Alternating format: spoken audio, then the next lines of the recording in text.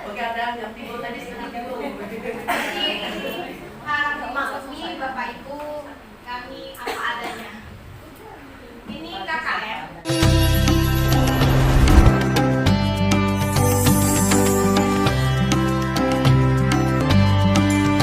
Ini KKM, kriteria ketuntasan minimal. Apa itu KKM?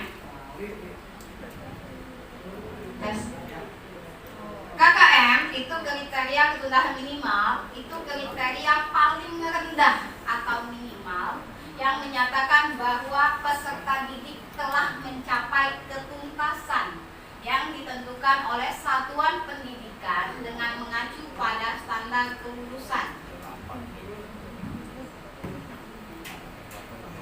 Oke, adapun fungsi dari KKM. Ini saya jabarkan ada 5. Yang pertama, acuan guru dalam menilai kompetensi peserta didik sesuai dengan KD mata pelajaran. Jadi, fungsi adanya KKM yang pertama itu acuan guru untuk menilai kompetensi peserta didik, jadi kemampuannya dalam acuan kita sebagai guru untuk menilai siswa peserta didik kompetensinya. Nah, setiap kompetensi dasar dapat diketahui ketercapaiannya berdasarkan KKM yang ditentukan. Guru harus memberikan respon yang tepat terhadap pencapaian kompetensi dasar tersebut. Apakah memberikan kelayakan seperti layanan remedial atau pengayaan, itu yang kita lakukan. Biasanya KD-nya nggak tuntas, kita melakukan pengayaan atau remedial. Yang kedua, fungsi dari KKM yang kedua itu acuan peserta didik dalam menyiapkan diri mengikuti penilaian mata pelajaran. Jadi, fungsi dari KKM selain sebagai acuan kita untuk menilai kompetensi anak, itu yang kedua itu menyiapkan diri si anak untuk mengikuti penilaian mata pelajaran. Terus yang ketiga, bagian dari komponen dalam melakukan evaluasi program pembelajaran sekolah. Jadi dengan adanya KKM, kita tahu kompetensi mana yang belum. Terus kita juga mengetahui daya dukung apa yang kita perlu tambah untuk selanjutnya. Terus yang keempat, kontra pedagogi antara guru dengan peserta didik dan antara satuan pendidikan dengan masyarakat. Jadi KKM ini juga berfungsi sebagai kontak antara peserta didik, guru, dan masyarakat kita. Yang kelima, fungsi dari KKM itu target satuan pendidikan dalam mencapai kompetensi tiap mata pelajaran. Jadi kita mempunyai targetnya sekian, itu kan sudah minimalnya. Oke, next. Siapa yang menentukan KKM? Yang menentukan KKM itu ditetapkan oleh satuan pendidikan berdasarkan hasil musyawarah guru atau kelompok guru mata pelajaran yang disahkan oleh kepala sekolah untuk dijadikan patokan guru dalam melakukan penilaian. Itu yang melakukan KKM, yang membuat KKM ya. 3 komponen KKM. Jadi dalam membuat KKM itu ada 3 komponen yang perlu kita ketahui. Yang pertama intake, yang kedua kompleksitas, yang ketiga daya dukung. Intake sendiri itu karakteristik peserta didik. Jadi nanti ada selanjutnya. Terus yang kedua itu kompleksitas, karakteristik mata pelajaran. Dan yang terakhir itu daya dukung, kondisi satuan pendidikan. Next, ini ada penjelasan. Karakteristik peserta didik atau intake tadi. Apa yang dimaksud dengan intake di sini? Karakteristik peserta didik diketahui dengan memperhatikan kualitas peserta didik yang teridentifikasi dari hasil tes awal, nilai raport, atau hasil jenjang sebelumnya. Jadi kita sudah mengetahui untuk membuat suatu KKM di bagian intake. Seperti saya dulu kelas 6 bisa melihat nilai raport sebelumnya atau hasil ujian anak kelas 1 mungkin pada tes awal.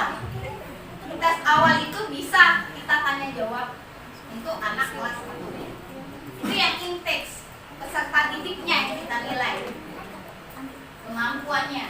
Terus yang kedua, kompleksitas.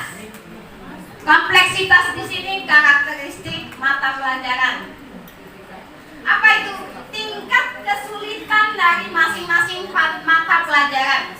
Tidak semua satu mata pelajaran pun, dari beberapa KD pun ada yang tingkat kesulitannya berbeda-beda. Pasti setiap KD, nggak semuanya mudah. Nah, di sini untuk penilaian yang kedua, komponen yang kedua itu kompleksitasnya, karakteristik mata pelajarannya. Jadi tingkat kesulitannya. Yang ketiga itu kondisi satuan pendidikan, daya dukung. Daya dukung di sini itu lebih ke sarana prasarana yang ada di sekolah. Jadi dalam menilai penilaian KKM itu intake peserta didik sendiri, terus kompleksitasnya tadi, KD-KD kesulitan KD tadi, terus yang terakhir itu daya dukung. Daya dukung sendiri itu meliputi apa? Kompetensi pendidik sendiri. Kita sebagai pendidik, kemampuan kita sendiri. Itu sebagai daya dukung anak bisa atau tidak.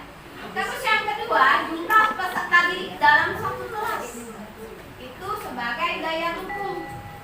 Teknik prosedur penentuan KKM mata pelajaran pada satuan pendidikan dapat dilakukan dengan cara yang pertama, menghitung jumlah KD setiap mata pelajaran.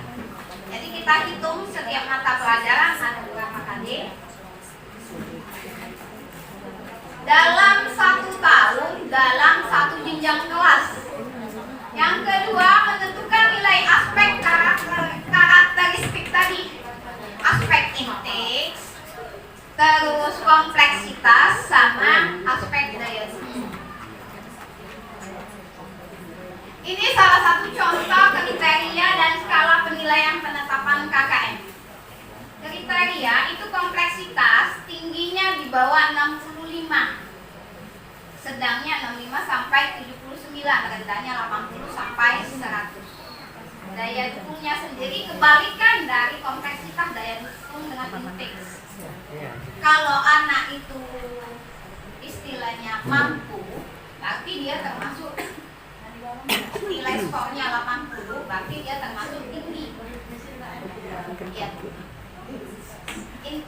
Intake-nya tinggi, daya dukung itu sarana prasarana tadi. Kompleksitasnya tadi itu KD, kesulitan KD-nya tadi. Nah, untuk menentukan KKM setiap KD, ini ada rumus. Jumlah total setiap aspek dibagi jumlah total aspek. Di sini ada 3 aspek. Aspek yang dianalisis itu ada 3, intake, kompleksitas, dan daya dukung. Misalnya, aspek daya dukung nilai anak tadi 90, kompleksitasnya tadi 70, infeksi anak tadi kita menilainya 65. Jadi jika bobot setiapnya sama, jadi nilai KKM-nya 90 tambah 70 ditambah 65 dibagi 3. Jadi nilai KKM-nya 75. Itu ber-KD. Model penetapan KKM sendiri itu ada 2. Yang pertama lebih dari 1 KKM dan yang kedua 1 KKM. Nanti saya jelaskan. Apa itu lebih dari 1 KKM? Satuan pendidikan dapat memilih setiap mata pelajaran yang memiliki KKM yang berbeda. Misalnya KKM IPA. Kalau di sekolah kan KKM IPA beda, IPS beda, kan tiap mata pelajaran. Jadi itu lebih dari 1 KKM. Nah, sedangkan 1 KKM itu satuan pendidikan dapat memilih 1 KKM untuk semua mata pelajaran. Setelah KKM tiap mata pelajaran ditentukan, maka KKM satuan pendidikan dapat ditetapkan dengan memilih KKM terendah atau ternata atau modus dari seluruh mata pelajaran. Nah, ini model Yang pertama ini KKM-KD. Jadi contohnya di sini saya ambil matematika untuk kelas 1. Jadi KD 3.1 itu yang dinilai tadi aspek 3 komponen tadi, kompleksitas, intake, sama daya dukung. Jadi kompleksitasnya, kompleksitas di KD 3.1 ini agak sulit. Jadi kompleksitasnya 60. Intake-nya tadi siswanya. Siswa mampu nggak ya menyelesaikan KD ini, menjelaskan makna bilangan caca sampai dengan 99 sebagai banyak anggota suatu kumpulan objek. Nah, dia anggap 70 intake-nya. Daya dukungnya, sarana prasarananya tadi 70. Jadi dapatlah KKM PKD-nya 67. Dari semua satu mata pelajaran matematika dapat semua KD, baru KKM muatan mata pelajaran matematikanya disimpulkan 68. Itu KKM KD. Jadi berdasarkan KD per mata. Nah, ini KKM mata pelajaran. KKM mata pelajaran sendiri biasa kita buat di rapot biasanya. KKM 70, 70, 75 itu salah satu contoh.